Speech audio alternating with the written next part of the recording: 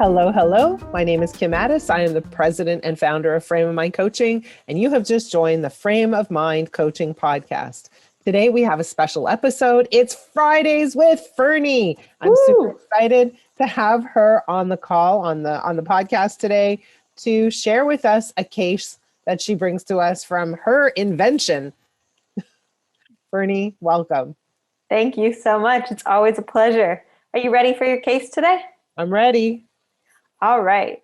So today we have a case about a lady named Lucy. Now, Lucy has a relationship. She just got married about 5 years ago. Well, I guess not just got married then. She's been married for about 5 years now, and everything is amazing with her husband except for her in-laws. So I know this is a classic story, but everything's perfect between them, and the in-laws are constantly a source of debate and pain and anger, and it's really a sore point for their couple. So essentially, Lucy's mother-in-law is very overprotective of her son, and she doesn't like Lucy. So at least that's the way Lucy perceives it. So she says things to her son about Lucy, about how she's not, cooking for him every night, and she's not living at home and doing the laundry all the time. And she has a job. How dare her? And the mother, makes these comments and makes Lucy feel uncomfortable because, she's not super warm and friendly. And she makes comments about Lucy's clothes, about the way she does everything. And the worst part for Lucy is that she has a spare set of keys to her and her husband's house, and the mother will come in sometimes and just kind of make comments, and she'll start cleaning things up in the house and rearranging all the things that Lucy put where she wants them, because his mother thinks that she's cleaning things up. And so Lucy gets really frustrated, and her father-in-law, on the other hand, is quite the opposite. He makes Lucy feel uncomfortable because he makes sexist comments, racist comments. He's very politically incorrect, and he makes her feel, like just that, very, very uncomfortable. He'll make sometimes comments about how she looks, about how her quote unquote boobs look good one day, and that's just so wildly inappropriate, and Lucy never knows how to respond. Sometimes when he's drinking, he'll kind of sit beside her and maybe put his hand on her shoulder. And Lucy feels super uncomfortable with respect to both of his parents, her spouse's parents. And, everything's perfect in their relationship, so she really doesn't know what to do with respect to this, because her husband really, really cares about his parents. It's a huge part of him and his existence, and his parents expect to see him at least once a week. So a big issue, big sore point. Lucy doesn't know what to do. Question: what does her husband say? What does he say about his parents' behavior to Lucy? What's his, if they discuss it, if they argue about it, what's his positioning? Right. So I forgot to mention this, but Lucy is also frustrated with her husband because he's an absolute sweetheart, but he hates getting into fights. So he avoids the problem. He says, you're right. But then he'll never speak up to his parents. He'll never say that, this is wrong and you shouldn't do that. And he'll never stand up for her. And Lucy gets frustrated because she feels like her husband doesn't care, and like he's not protecting her. And she keeps bringing it up and he keeps avoiding it. Okay, great. Got the story. So there are several things. Number one is Lucy, needs to really understand that her happiness comes from her thinking, not from the behavior of her in-laws, period. That's thing number one. And she needs to own that. Right now, she's saying they are behaving this way, and that's the reason for my frustration, my anger, my upsettedness, and we need to reverse that. So thing number one is that Lucy needs to take control or ownership of her own thinking and her own mood, her state, her happiness, her way. Having said that, the second thing is that she's looking for her in-laws to change in order for her to be happy. She's saying the way they are behaving, the way they speak, the way they show up in the world is unacceptable to me, and I need them to change. And what I would encourage Lucy to do is understand, to realize her in-laws aren't going to change. And she needs to not need them to change in order for her to be happy. The third thing that I would recommend is that Lucy's really focused on what they are doing wrong, right? All the things she doesn't like about them. The way the mother-in-law comes into the house and rearranges everything, the way that she comments on everything. And the first thing I would attempt to do with Lucy is help Lucy focus on what she does want from her in-laws, as opposed to what she doesn't want from her in-laws. So if the mother-in-law comes into the house, she's coming into the house, she's cleaning, the first thing is that Lucy might feel like that's offensive. Why should she clean my house? And perhaps I would help Lucy to see that it's a benefit to have someone coming in and cleaning the house, to not get her back up about that.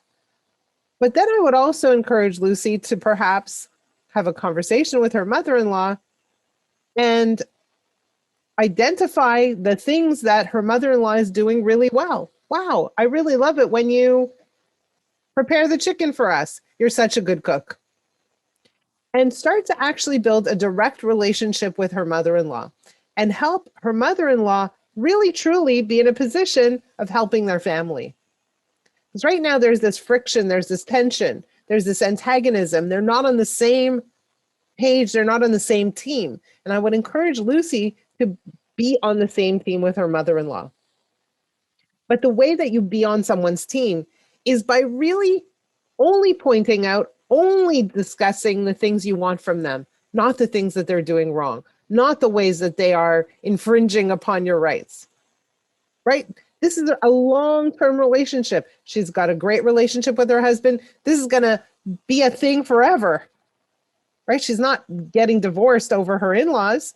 And so the question is, how do we work with this relationship? In life, there are some relationships that we are stuck with, whether we like it or not. Can we reduce our exposure? Of course. Of course. And I would encourage Lucy to say, hey, husband, sometimes you can go see your parents by yourself. So she doesn't have to see her in-laws every week. Perhaps she can see them every 2 weeks or even every 3 weeks. She can encourage her husband to go and have a direct relationship with her in-laws. But at the same time, I encourage her to have a direct relationship with her in-laws and start to form a bond, start to form an allegiance, an alliance, so that they're on the same page. And here's the thing about the two of them is they both have something in their lives that they truly deeply care about. She cares about her husband, her mother-in-law cares about her son. So get on the same page with that one thing you have in common. Right? And again, compliment the mother-in-law when she's doing something right. If the mother-in-law is criticizing you, don't take it in. Let it roll off your back. Redirect the conversation. Focus on what's right and good. Focus on what you want from your mother-in-law. If she says, oh, I put this, let's say, salt or coaster in this drawer, say, awesome, amazing. Thank you so much for putting it away. Can you put it in this drawer next time? Right? And here's why. With respect to the father-in-law, Sorry, right before we get to the father-in-law, what if she can't find anything that she appreciates about the mother-in-law? What if that's a really hard thing for her? well, there is something she appreciates about the mother-in-law, What's her that? son, her son, right? So she appreciates the son she gave birth to. And so if you shower appreciation on her son in front of her, obviously she cares about her son. Obviously, she wants somebody who treats her son amazingly well. Focus on that, right? Does that make sense? Yeah, no, definitely. Right? If you're on the same page about something, they are on the same page about how incredibly important this man is in their lives, then let's both focus in that direction. And compliment the mother for raising such an awesome son. That's it. As for the father-in-law, so he's stepping over some lines, right? He's being inappropriate. And so I think it's very important for her to say, hey, that's not cool. It's important for her to say, you know, I'm really uncomfortable when you speak to me that way. If you think I look nice, then say, hey, Lucy, you look nice. Don't point out my boobs. I don't want to have that conversation with you. And so it's important for her to tell her to tell her father-in-law where he has crossed the line. And it's important for her to also give him tools to replace that inappropriate behavior. Right? So I don't like it when you point out my boobs. If you want to tell me that I look good, say this. Hey, Lucy, you look good today. Right? And so it's important for us to not just say that's bad, but also to say that's bad and here's what I want instead. And how does she get over the fact that she's upset that that her husband won't stand up for her? Well, she believes that her husband's job is to stand up for her. The question, is it? Her husband has issues he has to deal with. He doesn't like confrontation. So you're pushing him to do something that he's uncomfortable with. So two discomforts don't make comfort, right? And so the question becomes like, where's her voice and where's her relationship? And so right now she's making him the gateway to her relationship, her direct relationship with her in-laws. I encourage her to have a direct relationship with her in-laws, even if that means a little contention in the short term. Even if that means she tells her father-in-law, I didn't like that. And he says, come on, you're being, ridiculous. She needs to have that direct conversation with her father-in-law, and to continue to put her husband in the middle continues to create the tension in the room. So she needs to bypass her husband. Actually, it's not a good strategy to keep him in the middle of this relationship because he's not able to represent you properly. That doesn't mean he's a bad guy. That doesn't mean he doesn't want the best for you. It means he doesn't have the ability to do so. You've got to have a direct relationship. Makes sense to me. So continue. I remember I had a client one time that had these in-laws that he really had a hard time with. And he kept telling me how they should behave differently. They should be nicer. They should be more understanding. They should be kinder. They should be more friendly. They should be all these things. And I said to him, listen, if you go to the wall over there and you say, hey, wall, why aren't you giving me water? Does that make any sense? It doesn't make any sense. Walls are wall. Walls hold up the house. They don't give water. Stop expecting your in-laws to give you what they don't have it in them to give, what they don't have the capacity to give. Right? You can't get water from a wall. You go to the sink and you get water there. And so this is part of the conversation we're having with respect to Lucy and her in-laws. She wants her in-laws to show up differently. You can't get water from a wall. Accept your in-laws as they are. And form the kind of relationship that you want. Understand that you have an impact in building that relationship. So just as Lucy's mother-in-law is focusing on all the wrong things about you, you are focused on all the wrong things about her.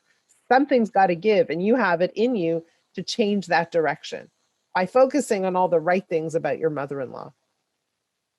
Sounds like a big step to take, but one worth taking. It's a big step. It requires muscle, but the reason we do that is not for the mother-in-law. Like it sounds like, okay, the mother-in-law is getting all the benefit. No, the reason we do that is so that Lucy can experience more peace.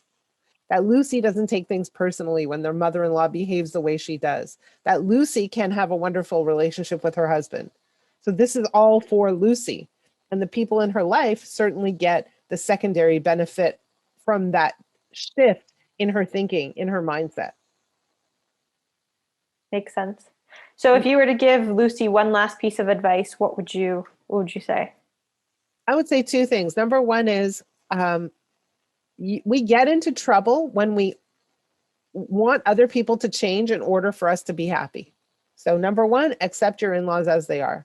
Number two, build a direct relationship and focus on what you want in this relationship, as opposed to all the things that are wrong in this relationship. And I'll give you one more thing, and stop putting your husband in the middle of this relationship. Remove him from the equation. Makes sense to me. Well, thank you so much. Thank you. That was a good one. Thanks. If you have a challenge that you want to share with us on the podcast, or a case that you want us to work through, please reach out to me. My email address is kim@frameofmindcoaching.com. Ferne, thank you so much for yet another awesome case. Thank you. Have a great day, guys.